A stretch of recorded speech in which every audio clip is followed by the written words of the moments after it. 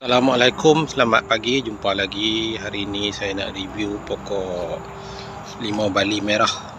Limau bali merah ni buah luruh sebab baru ni kemarau. Saya beli tapi rasa dah masak ni, kuning. Baru ni 8 hari tak hujan.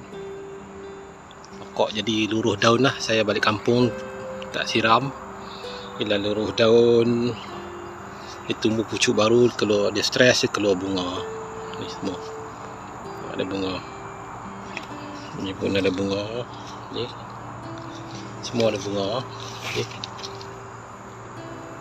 Dia stres. Bila stres, daun luruh dia keluar pucuk, keluar bunga ni. Okey, limau bali merah. Okey, ni sampai luruh ni. Ni luruh dia tak besar sangat dalam pasu. Ni kat sini tangkainya ni. Dia ada 2 biji tu. Satu ni luruh ni. Ni pun luruh juga ni.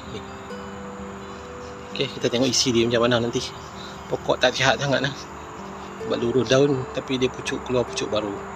Dalam pasu dalam tak ingat dalam 4-5 tahun dah.